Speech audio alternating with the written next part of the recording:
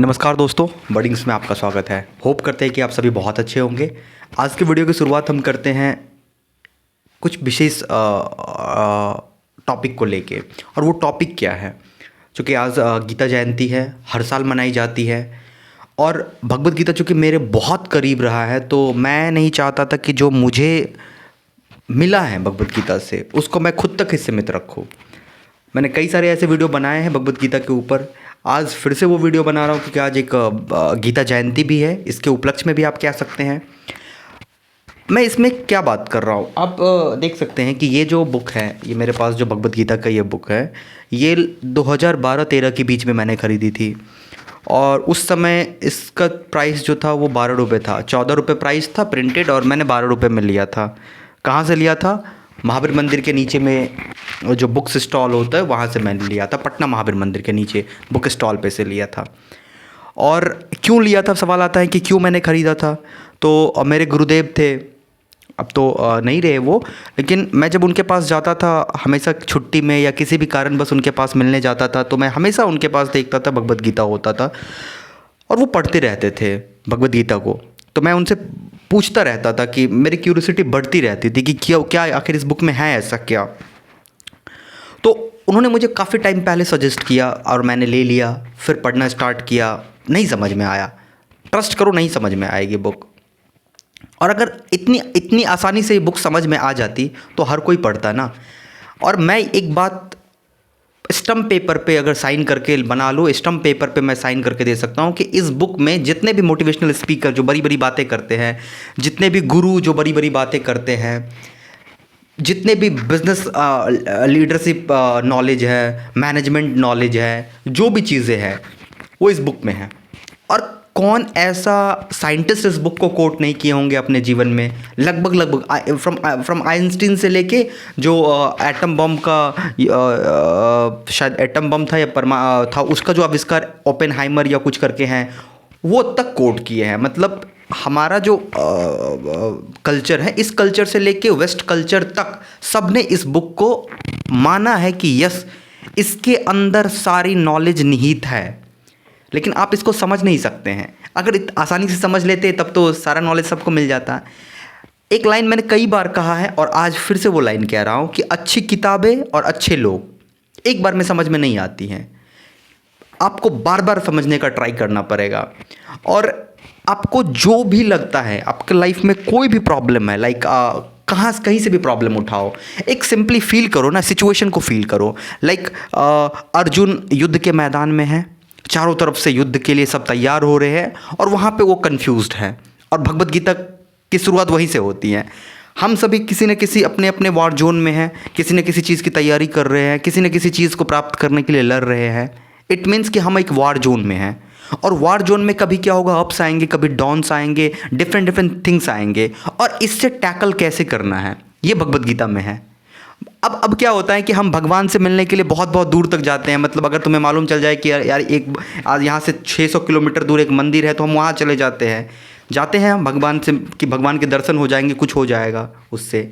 लेकिन जो वर्ड्स भगवान श्री कृष्ण जो वर्ड बोले हैं वो वर्ड इस बुक में है। अब सोचो कि ये कितना ज़्यादा बड़ी बात हो सकती है कि तुम मंदिर गए और ये भगवान का दिया हुआ वर्ड्स को पढ़ लिए।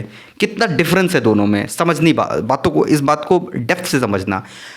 इसको ऐसा बिल्कुल मत समझना कि लाल कपड़े में समेट के और इसको कहीं पे भगवान जहाँ पे घर का मूर्ति रहता है वहाँ पे जाके रख दो। ये वो बुक है ही नहीं। ये एक टेक्स्ट बुक है। मतलब मुझे तो लगता है कि टेक्स्ट बुक डाल देना चाहिए, स्कूल में टेक्स्ट बुक डाल देना चाहिए भगवद गीता को। आप चैप्टर उठा लो ना, चैप्टर उठा लो। कौन सा चैप्टर उठाओगे जिसमें नॉलेज नहीं है? अगर आप चैप्टर की बात करते हो तो चैप्टर 2 उठाओ, ज्ञान योग। मतलब कैसे आप ज्ञान के थ्रू आप सुपर पावर बन सकते हैं।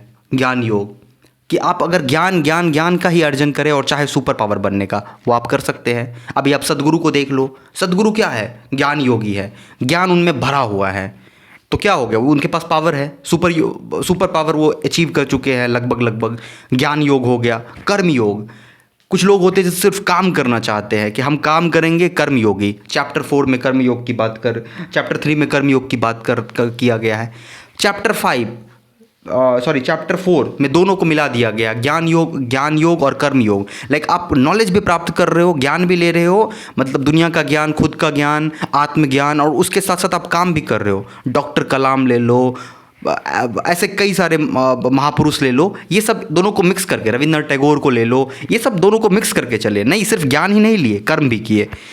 आगे जाओगे चैप्टर 6 जाओगे, मेरा सबसे फेवरेट चैप्टर है चैप्टर 6, ध्यान योग। ध्यान योग मतलब, ध्यान योग का मतलब सिंपली हो गया कि आप स्पिरिचुअल बैठ के ऐसे भगवान को याद करना, मैं नहीं कह रहा हूँ। ध्यान योग का मतलब है कि ट्राई टू रियलाइज योरसेल्फ, खुद को समझना है, ध्यान योग हो गया। वैराग क्या होता है, डिवोशन क्या होता है, मतलब मैं एक वक्त में 4-5-10 मिनट के वीडियो में मैं नहीं कवर कर सकता हूँ भगवत गीता को, और बता भी नहीं सकता हूँ।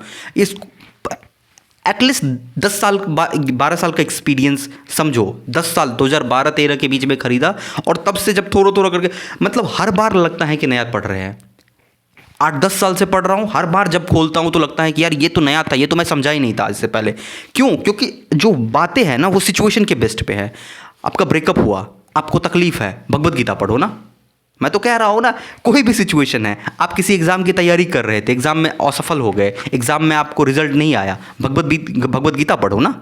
1 महीना भगवत गीता पढ़ो, उसके बाद आप कुछ चाह रहे थे कुछ करना, नहीं हो पाया, वो फ्रस्ट्रेट हो गए हो, भगवत गीता पढ़ो, और सब कुछ ठीक है, लाइफ बहुत अच्छी चल रही है, तब भी भगवत गीता पढ़ो, ताकि अब भगवत गीता पढ़ना भगवान की प्राप्ति के लिए, पावर को समझने के लिए। तो आप सभी को गीता जयंती की बहुत बहुत हार्दिक शुभकामनाएं। दोस्त, अगर आपके पास ये बुक नहीं है, मैं किसी भी फाउंडेशन के थ्रू नहीं बात कर रहा हूँ कि भाई मैं इस फाउंडेशन का बुक बोलूँगा खरीदने के लिए, नहीं। कोई सा भी गीता प्रेस हो जो सस्ता में तुमको मिले, भगवत गीता सस्ता, पैसा cheap and best. Bhagavad Gita में सब जगह सेम ही चीज़ लिखी हुई है।